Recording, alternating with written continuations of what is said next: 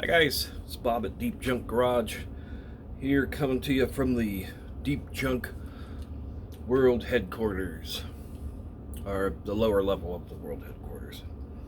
Hey guys, I put out a video there last week, and I outlined in it that I didn't feel comfortable doing this anymore with the FTC and YouTube and how vague they were in their wording on COPPA rules. Well, let me tell you, as a business owner, I know the importance of having your any kind of policies, rules, warranties, things of that nature, uh, put in direct words. In other words, you want your policies, your warranties, and that to be written out in complete and direct and final. You cannot return a product unless you have the receipt, something like that.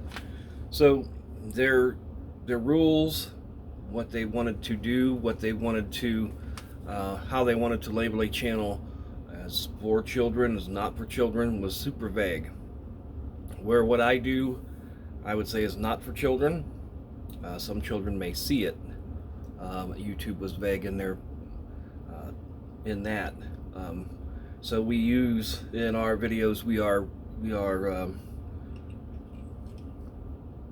using Hot Wheels and Matchbox. So that was, to me, that links what I do to children. The FTC's wording on some of their stuff was very vague also, and for that reason, I know in business, if I've got a deal in front of me and it's very vague, where on the other end I could be left holding the bag on something, I'm not signing it. I wouldn't do it on a loan, for a car, a house, anything. It's got to be precise in the words. Laws need to be precise. If you run a stop sign, you get a ticket. It doesn't matter if I rolled the stop sign because I had something on my mind or I was late for work. That doesn't matter. If you roll a stop sign, you get a ticket. Plain and simple. These things that the FTC and YouTube set down need to be plain and simple. This and this and this. If you do this, then you are for children. You should label your shit for children. We use like acetone, citrus strip. I've got mag wheel cleaner, knives, drills, all kinds of epoxies and stuff that children don't need to use. So I still was digging around. A couple things happened. I'm not going to quit the channel. I'm not going to take it off. I'm not going to change anything. It's business as usual. A couple things happened. Friday, which would have been, I got notes here, November 22nd, okay? And I have notes, and I'll take these off. I can read to you here. There's a couple things that happened. The FTC put out a, I don't know what you want to call it, a statement. It is on their website, and I will link it in the description. YouTube channel owners, is your content directed towards children? All right. Now, some of these rules, I'll read them. I want to read them off here just a little bit. They sound just like what YouTube had put out, only there's a little difference.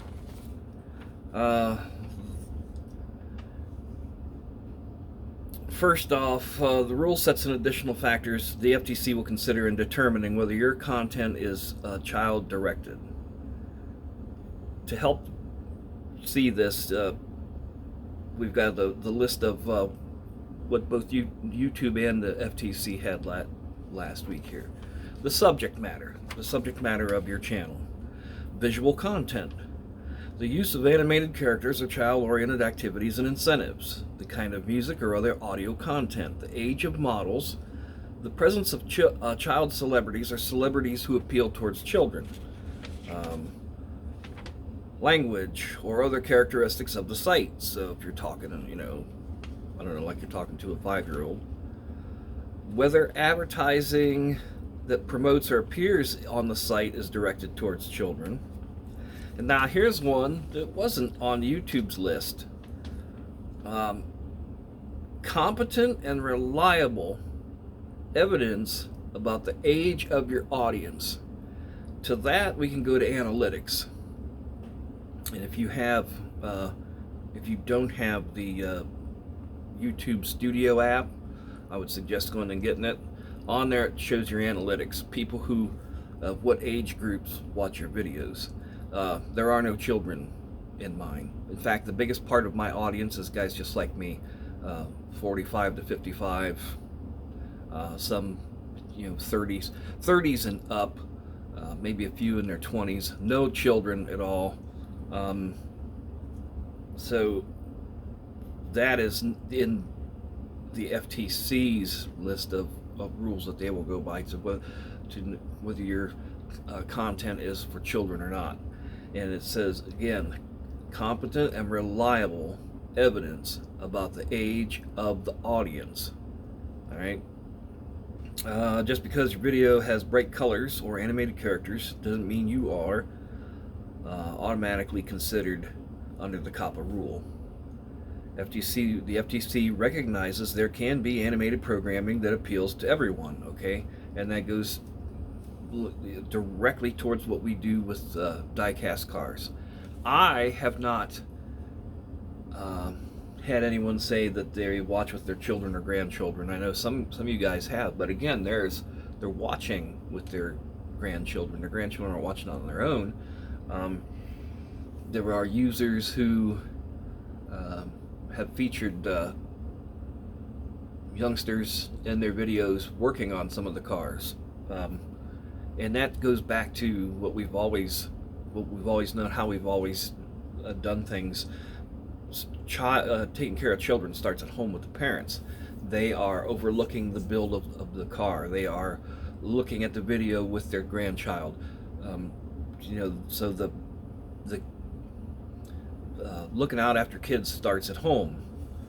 Under COPPA, there is no one-size-fits-all answer about what makes a site directed towards children, but we can offer some guidance to be clear your content isn't considered direct to children just because some children may see it.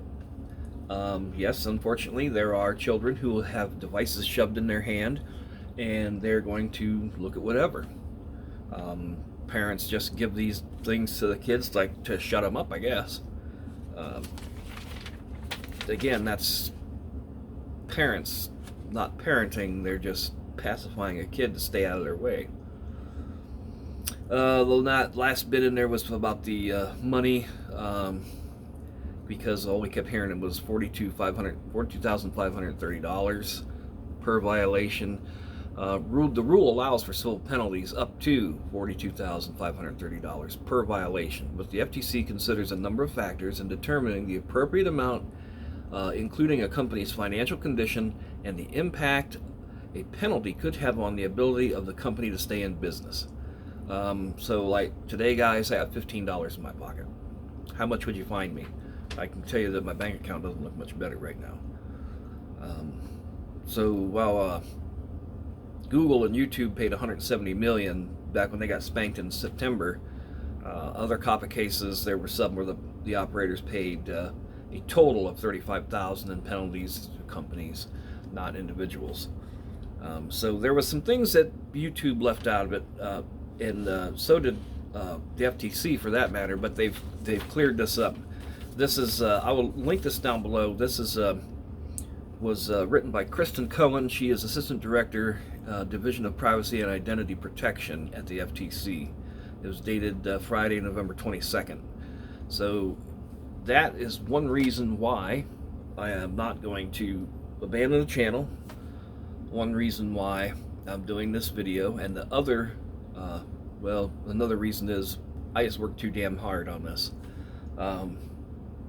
I enjoy what I do, but it is to put it in on video to give it for people out there.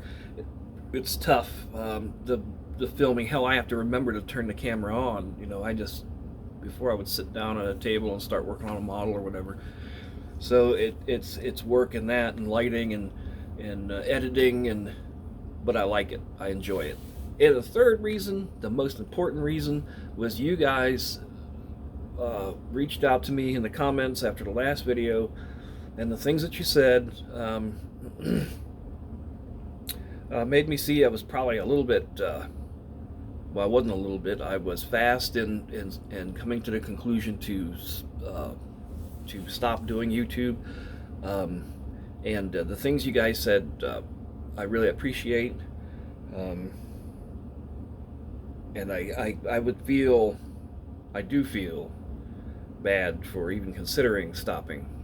I think I owe it to anybody watching, the subscribers, the people who might subscribe, anybody who watches. I owe you my best, the best work that I can do on a car, editing, whatever, because you guys give me your time to sit down and watch my videos, and that is really it's a good feeling that you guys want anything to do with what I do at all.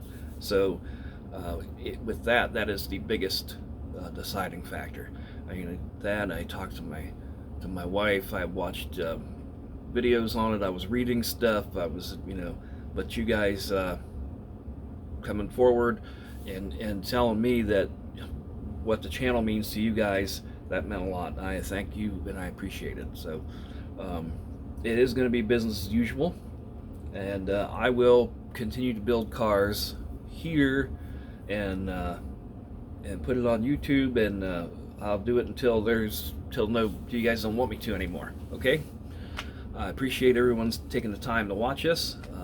I will link the video down below from the FTC. I would suggest that content creators go over and look at it and read through it.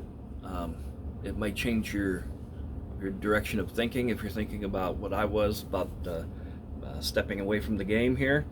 But I would strongly suggest that you check it out.